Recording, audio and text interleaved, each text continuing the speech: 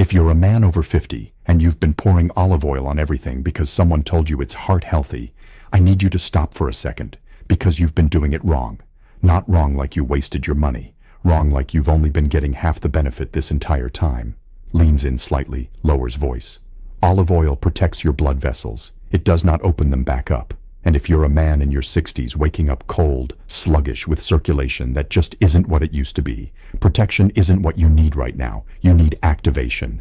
There is a second ingredient. It costs about $2 at any grocery store. It's probably already in your pantry. That, when combined with olive oil in the right ratio, may help trigger something your blood vessels stopped doing reliably years ago, producing enough nitric oxide to actually move blood the way it did when you were 35. I'm not talking about a supplement. I'm not talking about a prescription. I'm talking about vinegar, and the specific reason most men have never been told to pair it with their olive oil. Before I go any further, this video is educational, not a substitute for medical advice. If you're on blood thinners, blood pressure medication, or anything for diabetes, stay with me until the end, because I'm going to tell you exactly where caution is required. I'd rather you hear that from me now than learn it the hard way later.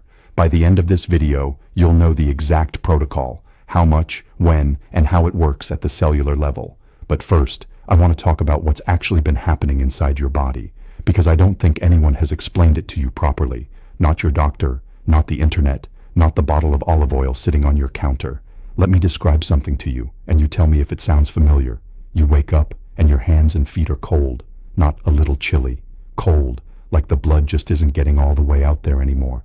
You stand up too fast and the room tilts for a second. By mid-afternoon, you're reaching for coffee, not because you want it, but because without it, you'd be face down on the couch. And maybe the hardest one to talk about, that morning response men used to take for granted in their 30s and 40s. It's quieter now, less reliable. And somewhere along the way, you started telling yourself a story. This is just what getting older feels like. I want to push back on that, gently but firmly, because what you're describing isn't aging in the abstract sense. It's a mechanical blood flow problem. Your heart is still pumping. Your blood is still flowing through your arteries. But the highways, the small vessels, the capillaries, the fine network that delivers oxygen to your fingertips, your brain, and yes, every other part of your body, those highways have narrowed. The traffic has slowed to a crawl. That's not a life sentence. That's a specific, identifiable mechanism, and mechanisms can often be addressed once you understand what's actually broken. I think of a patient I'll call Frank, 67 years old, retired contractor, walked 4 miles a day, ate what he thought was a clean diet, olive oil on everything, lean protein, vegetables. On paper, he was doing it right. But Frank told me something that stuck with me. "Doc, I eat better than my son does, and he's got more energy than I've had in 15 years. Frank wasn't lacking discipline. He was missing one mechanism, the one we're about to talk about. Let's talk about your endothelium. This is the thin, single-cell layer lining on the inside of every blood vessel in your body. Arteries, veins, capillaries, all of it. Think of it as the inner skin of your entire circulatory system. A healthy endothelium does something remarkable. It produces nitric oxide, a gas molecule that signals the smooth muscle around your blood vessels to relax and widen. Wider vessels mean more blood flow, more oxygen delivery, better warmth in your extremities, sharper cognition, and yes, better function in every system that depends on circulation, including sexual response. Here's the problem. As men age, and research increasingly points to this beginning as early as the 40s, endothelial nitric oxide production can decline substantially. Some estimates suggest output can drop by as much as 40% by the time a man reaches his 60s. Less nitric oxide means vessels that don't relax the way they used to. Vessels that don't relax stay narrow, and narrow vessels mean every system downstream is running on a fraction of the blood flow it was designed for. Now, here's where olive oil comes in, and here's where most people get the story half right. Extra virgin olive oil is rich in polyphenols, compounds like oleocanthal and oleuropein, which act as antioxidants.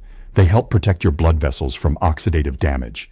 They help preserve the nitric oxide your body already produces by shielding it from being broken down by free radicals. But protecting something and producing more of it are two completely different jobs. Olive oil does not meaningfully trigger the enzyme responsible for making new nitric oxide. It's a bodyguard, not a generator. Think of it like a garden.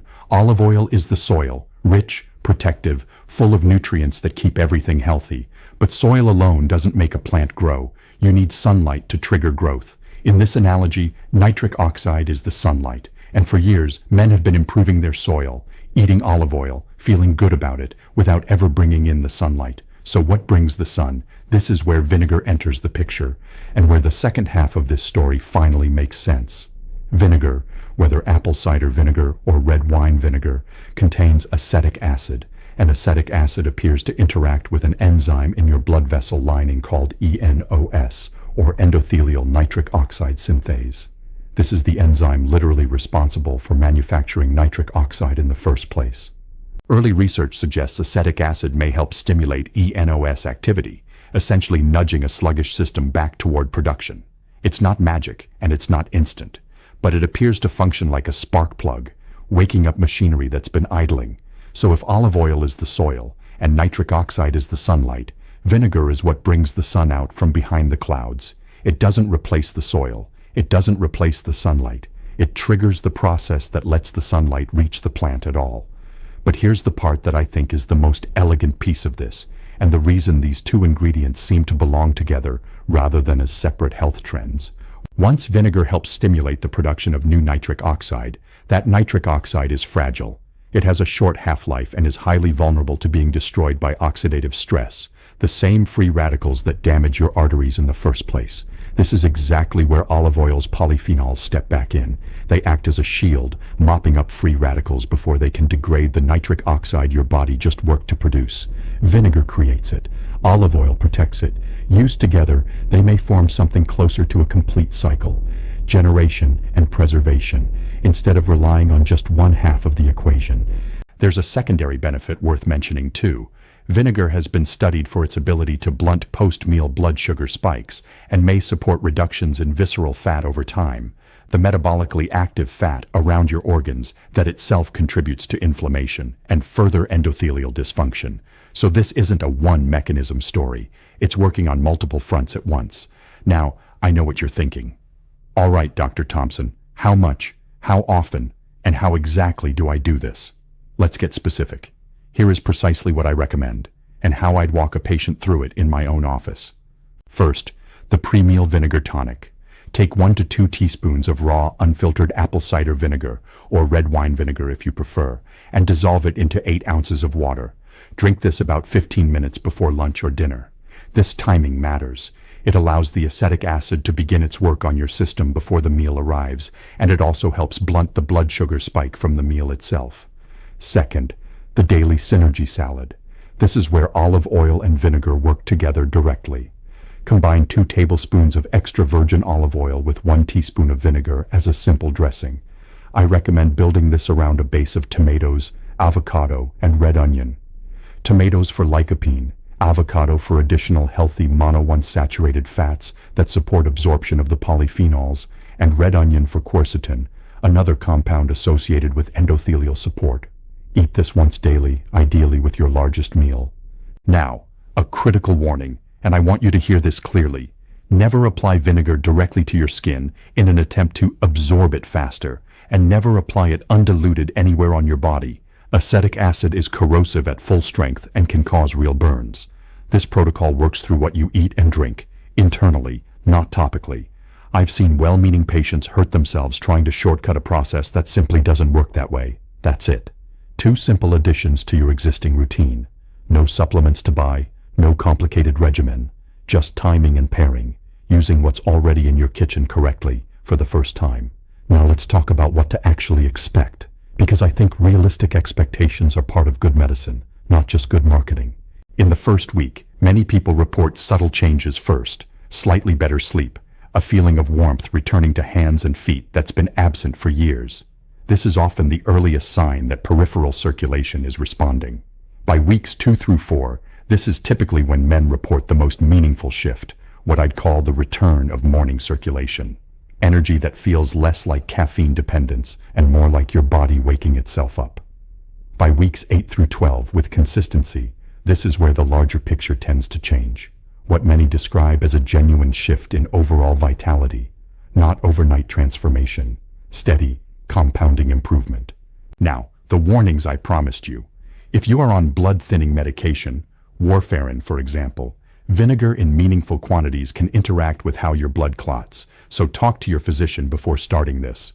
If you're on diabetes medication, particularly anything that already lowers blood sugar, adding a compound that also blunts blood sugar spikes means you need your doctor monitoring for the possibility of your levels running lower than expected. This isn't a reason to avoid the protocol, it's a reason to do it with your physician, not around them. Here's what I want you to take from today. You are not broken. You are not simply getting old in some vague, unfixable way. What's happening in your body has a mechanism, and where there's a mechanism, there is often a way to work with it. Frank, the patient I mentioned earlier, started this exact protocol. Within a month, he told me his hands stopped feeling cold for the first time in years. That's not a guarantee for everyone, but it's exactly the kind of change this approach is designed to produce. If tonight's dinner includes a salad, you already have everything you need sitting in your kitchen. The only thing missing was knowing how to put it together. I want to hear from you. Tell me in the comments, how long has it been since your hands and feet have actually felt warm? And if you're ready to start tonight, type vitality below so I know you're taking this seriously. I'm Dr. David Thompson. I'll see you in the next video.